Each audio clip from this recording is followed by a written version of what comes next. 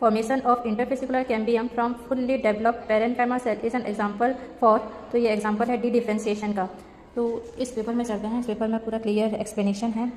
Differentiation क्या है? Meristematic cells loss their capacity of division matured and perform specific function. तो उस तरह के सेल को हम डिफ्रेंशिएटेड सेल्स या फिर उनका डिफ्रेंसिएशन हो गया है बोल के बोलते हैं। एम्ब्रियोनिक मेरिस्टेम जो है वो डिवीजन करके प्राइमरी मेरिस्टेम बनाते हैं, उसके एग्जाम्पल एपिकल मेरिस्टेम और इंटरकैलरी मेरिस्टेम है।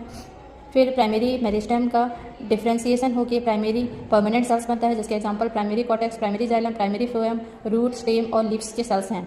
फिर यही प्राइमरी परमानेंट सेल्स का डी डिफ्रेंसिएशन होकर सेकेंडरी मेरिस्टेम, क्वेश्चन में जो कि दे रखा था इंटरफेसिकुलर कैम्बियम, तो यहाँ पे दिख रखा है इंटरफेसिकुलर कैम्बियम जो है वो डी डिफ्रेंसिएशन से फॉर्म होता है। तो डी डिफ्रेंसिएशन क्या है? Process in which differentiated cells lose their specificity and regain their capacity to divide. मतलब जो डिफ्रेंशिएटेड सेल्स हैं वो अपना स्पेसिफिसिटी, मतलब जो स्पेसिफिक काम दे रखा गया था उसको लॉस कर रहे हैं और रीगेन कर रहे हैं डिवीजन का कैपेसिटी को।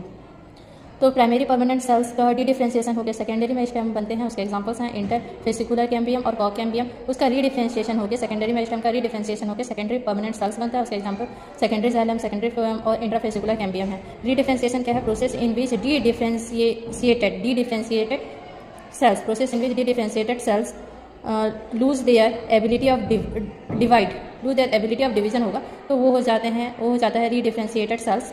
तो यहाँ पे दे रखा है रीडिफ्रेंशिएटेड सेल्स जो हैं वो फॉर्म होते हैं सेकेंडरी मेरिस्टेम्स के सेल्स रीडिफ्रेंशिएटेड होकर सेकेंडरी परमानेंट सेल्स बनाते हैं, उसके example secondary xylem, secondary phloem, interfascicular cambium.